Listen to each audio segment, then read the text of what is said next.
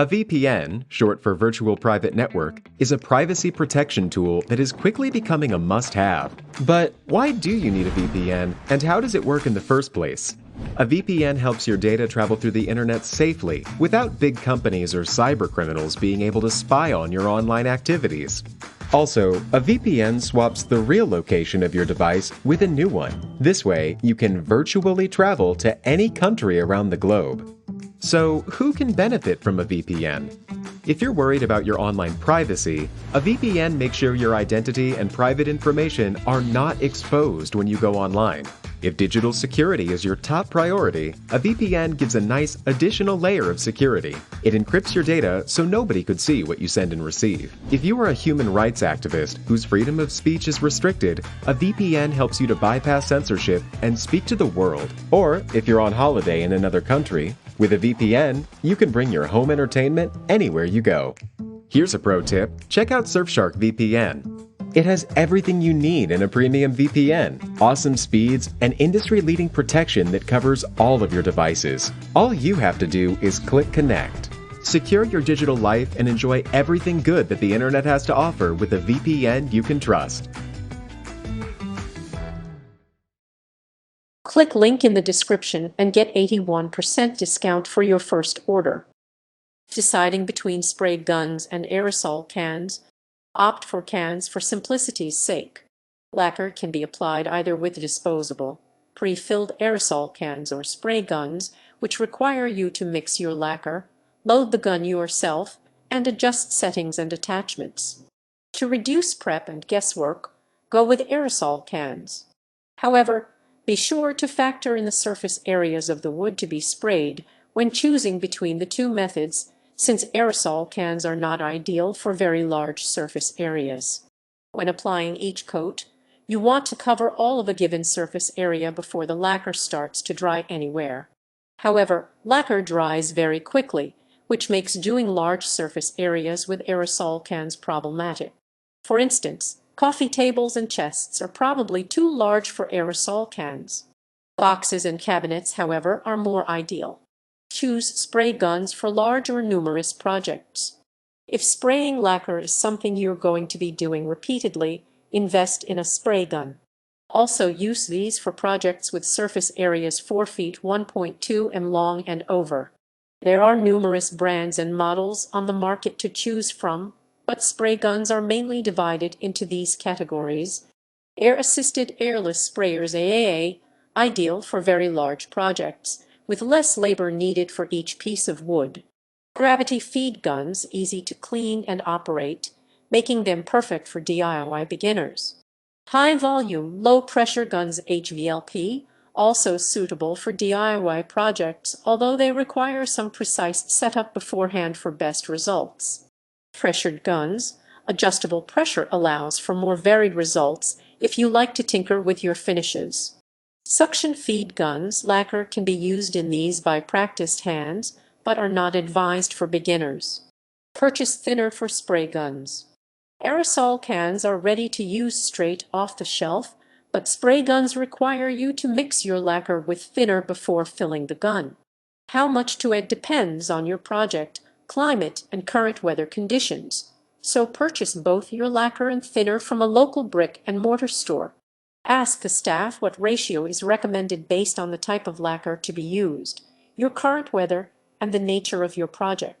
For instance, colored lacquers may require equal parts thinner and lacquer, while clear lacquers use substantially less thinner.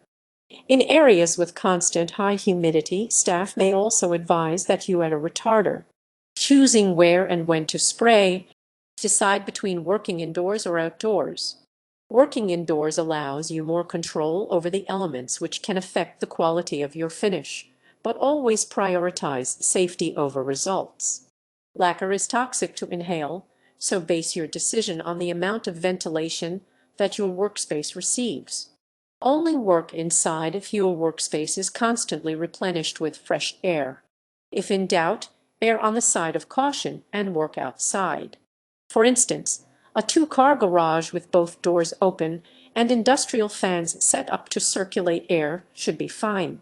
A basement with shoebox windows, on the other hand, should not be used.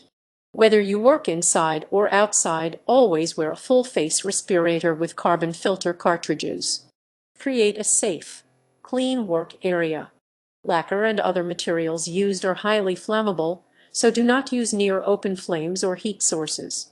Inform family or other housemates to keep themselves and any pets away from the area while you are spraying, since the mist created by spraying lacquer is dangerous to breathe. Additionally, do the following depending on whether you are working indoors or out.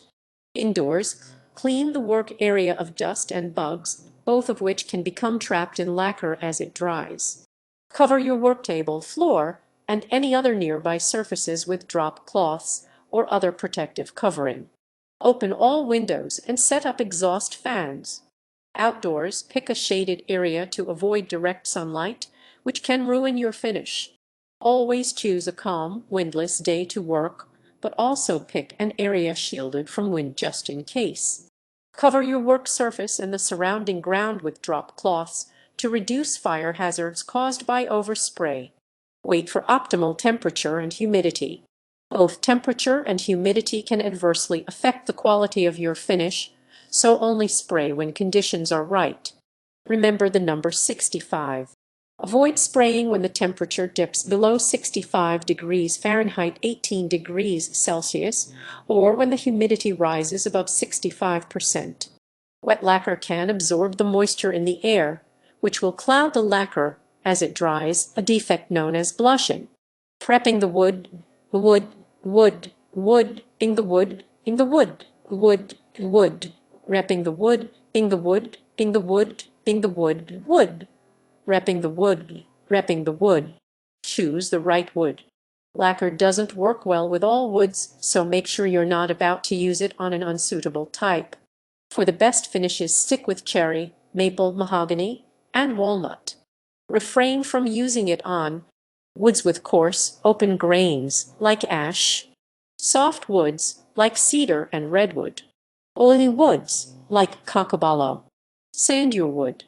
Sand each piece of wood to be sprayed to get rid of any imperfections. Begin with Pone 120 grit paper, and then go over each piece again with Pone 150 grit. Then use a damp cloth to moisten the surface, which helps highlight any remaining irregularities. Finish with Pone 180 grit to smooth the surface down. Sanding is necessary because lacquer will highlight defects once applied. However, the dust created is a problem since it could end up settling in the lacquer when wet. Sand everything to be sprayed first to get it out of the way so you can clean your workspace thoroughly afterward. Then allow time for any airborne dust to settle. Breaking your project up into 2 days, one for sanding, one for spraying, will help keep the air clear of sawdust. Prevent buildup in pre-cut areas. With furniture, cover any areas that have been pre-cut for joinery and later assembly, such as the slots for shelf pegs in a bookcase. Avoid filling these keys and slots with spray, which can build up and block the pieces that will eventually fit into them. Do the same with any rabbets, where the face or edge of the wood has been trimmed so that another piece can line up with it there. If your furniture is already assembled, it's always best to break it back down into individual pieces, rather than spray it as is. Applying your coats. Read and follow the can or gun's directions. Whether you're using aerosol cans or spray guns, always read the instructions before operating. These may vary between types and manufacturers, especially with spray guns. Ensure safe and efficient use by following its recommended use.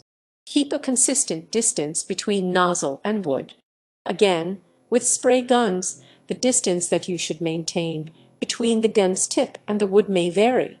However, expect it to be between 8 and 12 inches 20 and 30 cm. Maintain this distance from start to finish to ensure that the lacquer disperses consistently over the entire surface area. Start spraying before you reach the wood. Instead of starting at the very edge of your wood, start spraying a little bit past it, directly over your drop cloth. Then move over the edge and down the length of the wood.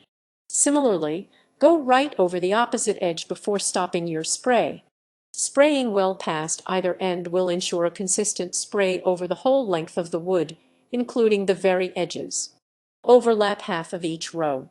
If your wood is too wide to cover, in a single spray from end to end, spray across its narrowest edge first. Then, as you apply a second row below that first spray, aim so that half of it covers the first row of spray. Prevent unsightly buildups along the edges of each row by applying an even amount of spray throughout. Keep each coat light and consistent.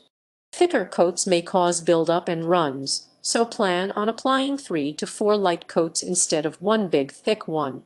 Maintain a consistent speed as you spray without slowing down, which can cause buildups, or speeding up, which will result in an uneven coat. Don't worry if the first coat appears blotchy despite your consistent speed, since the following coats will correct this.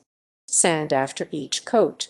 Again, always refer to directions since drying times between products may vary, with some advising a 20-minute wait for each coat to dry while others advise 2 hours. Then sand the wood down with P320 grit paper to smooth the finish. Wipe the wood down with a tack cloth to remove the dust and wait for any particles in the air to settle before continuing with the next coat. You can also use zero steel wool instead of sandpaper. Repeat. First, if you're using a spray gun, follow the gun's directions regarding cleaning, since some may require you to clean it in between each coat if you are using a water-based lacquer. Also, a different ratio of thinner to lacquer than you used for your first coat may be recommended for additional coats. Apply 3 more coats, sanding after each one. After your last coat, buff it with 400 grit sandpaper dampened with mineral spirits, then finish with zero steel wool.